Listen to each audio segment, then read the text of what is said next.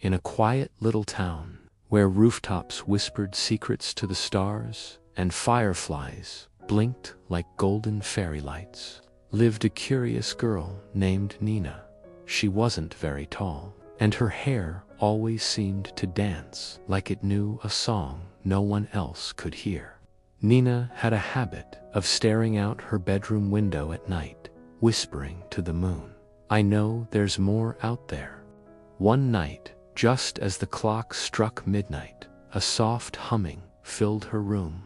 The curtains swayed, though no wind blew, and a glow brighter than her nightlights pilled across her floor. When Nina looked up, her eyes grew wide. Floating just outside her window was a giant hot air balloon, glowing a soft lavender with stars twinkling across its silk. The basket was made of silver vines and driftwood, and from it hung a little sign that read, "For the brave dreamers only."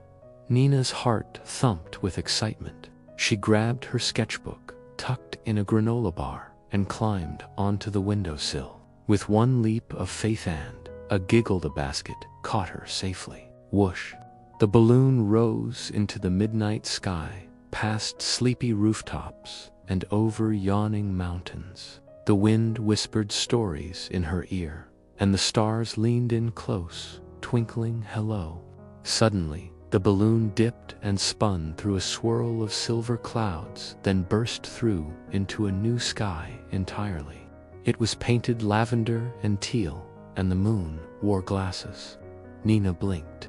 Beneath them was a floating island shaped like a turtle, with glittering waterfalls and upside-down trees.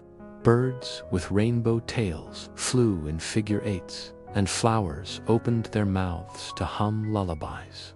"Where am I?" Nina whispered.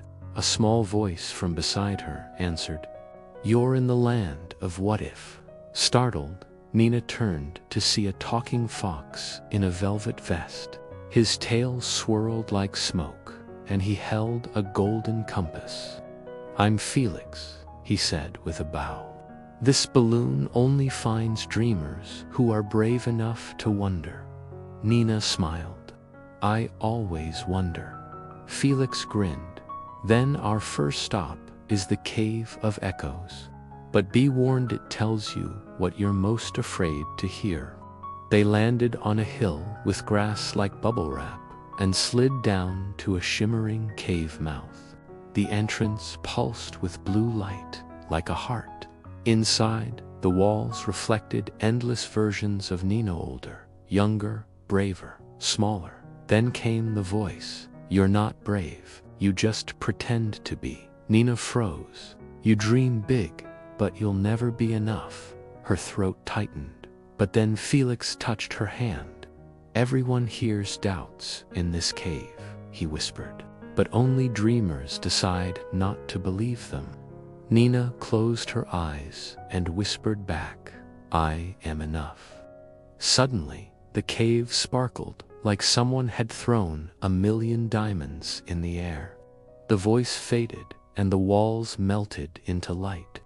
"You passed," Felix said, tail flicking. "Now, let's go meet the Cloudmaker." Back in the balloon, they soared past sleepy whales, floating through the air, and clocks with wings. Soon, they reached the sky loom, where the Cloudmaker lived. He was a giant made of mist and moonlight, sitting at a loom of lightning threads. "I weave dreams into clouds," he boomed. "But lately, dreams have been fading." Nina frowned. "Why?" "Because many have stopped believing. They think dreams are just pretend." Nina climbed onto the loom and looked at the threads. Some glowed brightly, but many were frayed or faded. "I want to help," so she began weaving. Each strand she touched shimmered a girl riding a dragon, a boy building a city in the sky, a tiny squirrel painting planets. She wove until the loom sang, and clouds burst forth in shapes of wonder. The Cloudmaker smiled. "You remind the world what it means to imagine." But just then, the balloon began to tremble. A storm swirled in from nowhere, wild and dark. "It's the storm of doubt," Felix cried. "If it catches us, you'll forget everything." Nina leaped into the basket. The balloons spun and dipped as the storm chased them, growling with thunder and clawing with wind. Lightning flashed hand for a moment. Nina saw her bedroom window ahead, glowing like a lighthouse. "But we're not fast enough," she yelled. "You can steer it," Felix shouted. "Just believe." Nina closed her eyes. She saw the Cloudmaker's loom, the cave of echoes, the talking birds, the rainbow-tailed dreams. She grabbed the compass and shouted, "Take me home." The balloon surged forward, slicing through the storm with a final gust of courage. Whoosh, and then quiet. Nina opened her eyes. She was in her room again. The balloon was gone, but a single feather from Felix's tail lay on her windowsill. She smiled, curled up in bed, and whispered, "I knew there was more out there." And from far above the clouds, a familiar voice echoed back, "For the brave dreamers only."